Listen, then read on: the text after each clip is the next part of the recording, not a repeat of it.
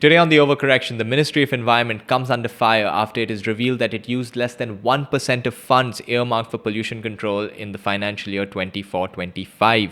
In a follow-up to last week's story, Kunal Kamra is now being called a hypocrite after videos resurface of him mocking the demolition of Kangana Ranaut's office back in 2020 when she made some comments that certain politicians disagreed with. In a horrific incident in Mumbai, a pet dog was caught underneath a moving train. Animal lovers are up in arms about the pet owner's negligence, rightfully so, but is there a larger story to be told about the safety on our railways? In Delhi, a high court has ruled that restaurants can no longer levy a mandatory service charge. They say it violates consumer rights. It certainly does, but could this ruling help some other people as well? And finally, the creators of the movie Laapataa ladies are being accused of plagiarism. We'll find out what the people and what X's AI chatbot Grok has to say about this. All this and more coming up for you on The Overcorrection. Stay tuned.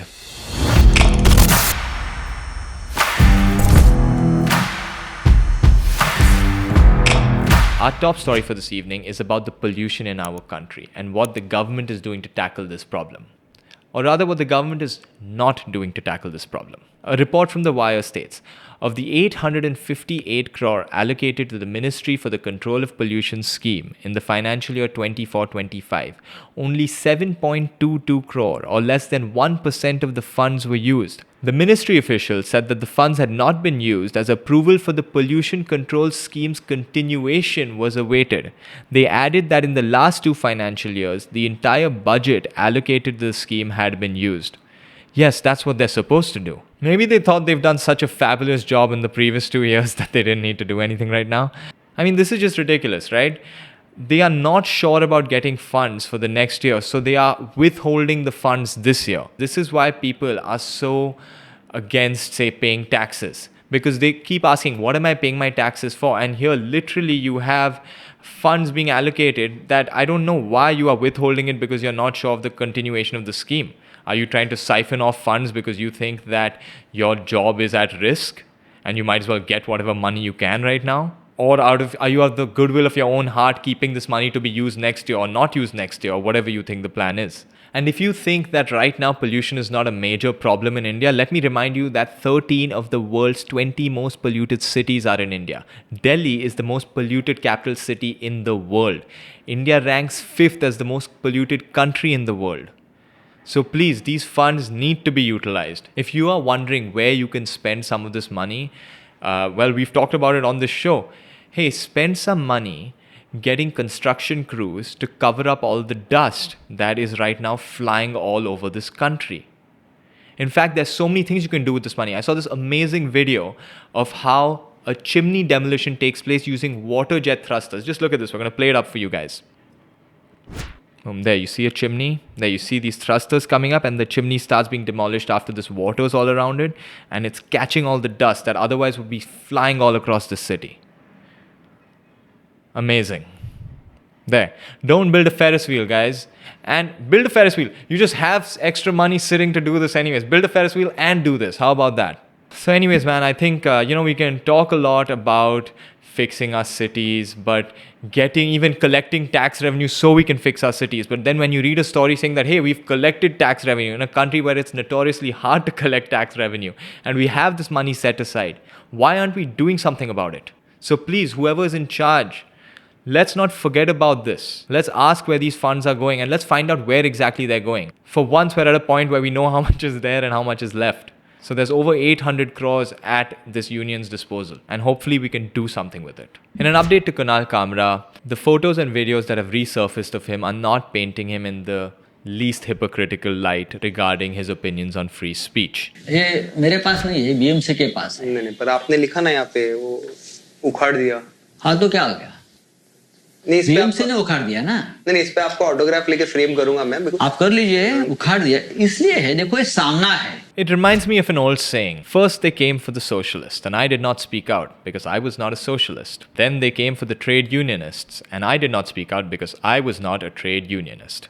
Then they came for the Jews, and I did not speak out because I was not a Jew. And then they came for me, and there was no one left to speak out for me. We've spoken about this before on the show, right? When it comes to defending free speech. You know, I want to be the last person defending Ranveer Laapataa. He's gone on stage with every single minister in this government, like gone against my party, gone against my government. You know, why would I defend him? But when it comes to a matter of principles, this is what we're forced to defend. And sometimes those principles are a dirty joke. It really only has weight to defend free speech when you are defending the type of speech that you disagree with. All this being said, it is important to remember that Kunal Kamra is a comedian, and the people we are talking about who are going against him are actual people from the government. Let's not confuse the type of difference between using actual governmental force and making a joke about something. So while yes, we can certainly criticize him for being hypocritical on this whole free speech debate if he's not okay, or he thinks Kangana Ranaut deserves some type of backlash for just comments she makes, but we certainly cannot equate the fact because he is not going down and breaking her office.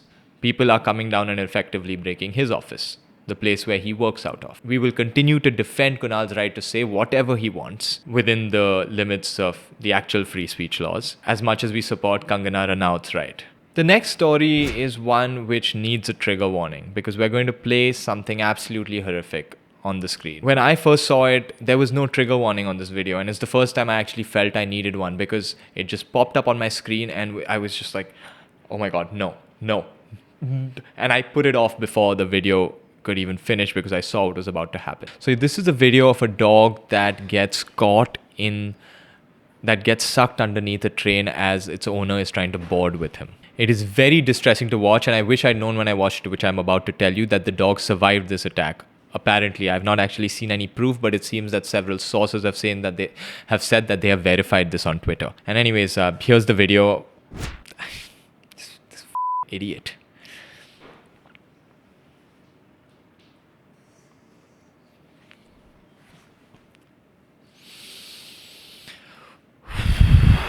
I mean, I can't even imagine how a dog would survive that, but everyone is focused on the owner of this dog, who obviously knows nothing about how to handle dogs. People certainly should not be allowed to have a dog if they don't know how to deal with one, but I don't know how you stop it from happening. I mean, people are idiots. You can't idiot-proof the world, I guess. But you know, we can start. And you know how we can start? Something we've spoken about it before. Close the doors on the goddamn trains before they start moving. 3 people die every day on Mumbai locals. Yeah, there's no videos of it like this, and it doesn't have the same, emotional appeal of a cute golden retriever. But the fact is that we are very lax with how we travel on trains. It's the cost of doing business that, hey, you can just catch it late, just run and hop onto it.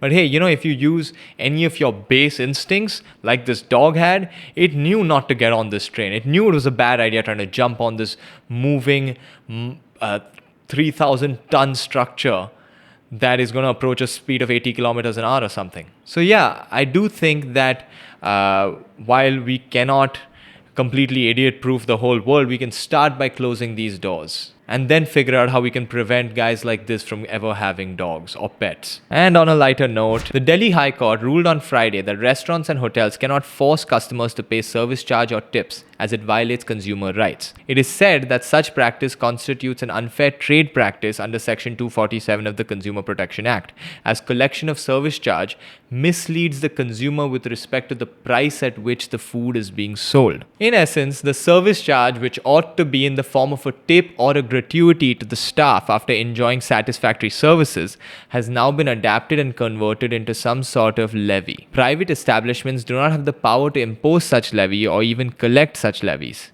A compulsory mandatory levy is a sovereign function. In response to this, various restaurant bodies have said they are likely to challenge the order in the Supreme Court. So there we have it, right? This has been discussed as a big win for the consumers, but I think it is as much of a win for restaurant staff, because I have met many restaurant staff workers who tell me that tips are constantly withheld from them by restaurant owners.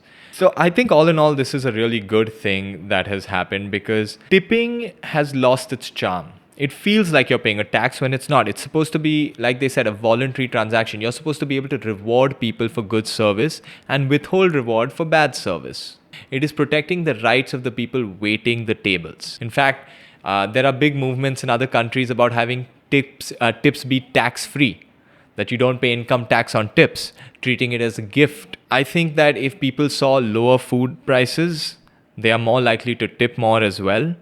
They are more likely to get better service for the tipped amount because the waiters are actually incentivized to know that their service will change the amount of money they receive. They are also not worried about the tip going directly to the restaurant owner and them never seeing it at all. And our final story for the evening: the creators of the film Laapataa Ladies have come under fire, being accused of plagiarism. Saying that their film has copied the story from the 2019 short film Burqa City. A video which went viral on X showcased the side-by-side comparison of these two films. Well, let's watch it right here. There we go. Burqa City. السلام ورحمة الله مرحبا زوجتي باغا دير الملوخية هيا هاك يا خويا شكرا سيدي بارك الله فيك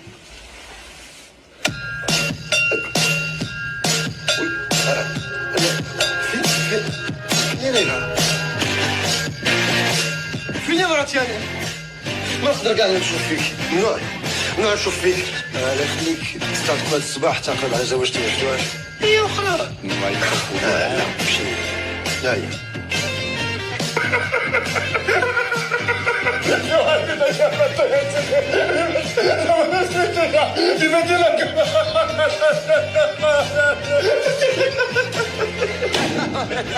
Good song. نمرتك موجودة هون.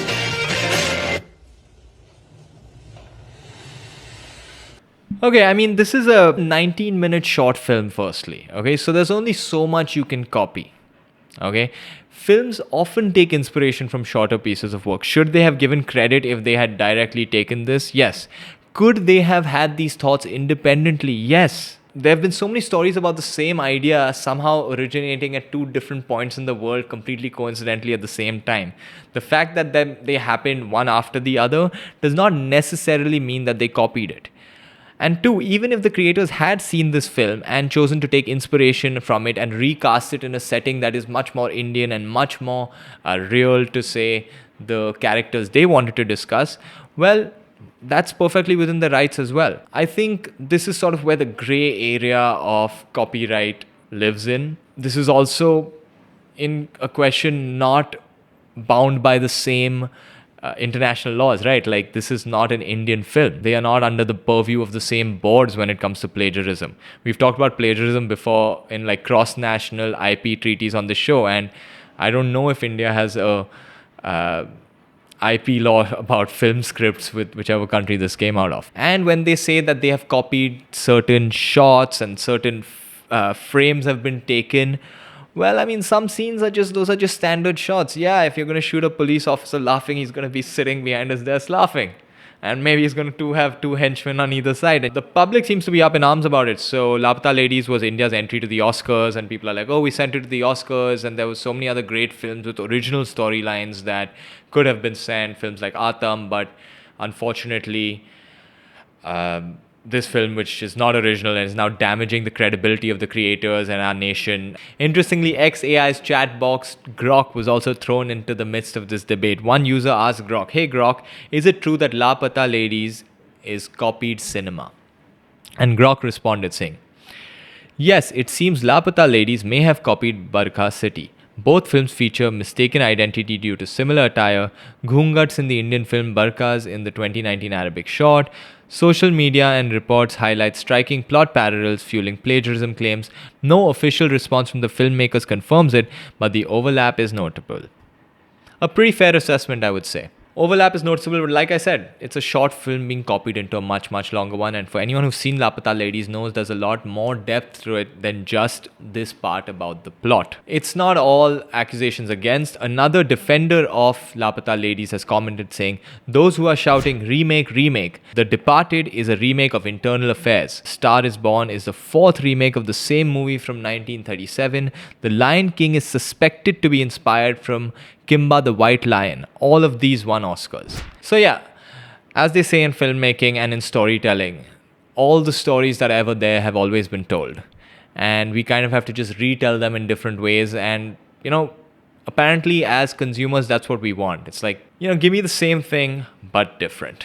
And that's what you hear in scriptwriting rooms, and that's what is happening right now. So yeah, let us know in the comments, what do you think? Do you think it was copied? Do you think the creators should come out and say that, hey, yeah, we saw the movie, but it wasn't really copied? But I have a feeling they have seen the movie, but have not considered what they are doing to be out and out copying. If they've made some bold claims about how this is a truly one of a kind story, and if they've actually talked about this process, then it would seem a little questionable if they have seen the film. Anyways, we can never know. And like I said, there's a lot more to this film, and you cannot possibly take a 19-minute film and copy it and make it into a good 2-hour movie, which Laapataa Ladies is. So for those who haven't seen the movie Laapataa Ladies, please go watch it. That's it from the show this week. I am Rohan Paranjpe. This is the OC Spotlight. Thank you for watching.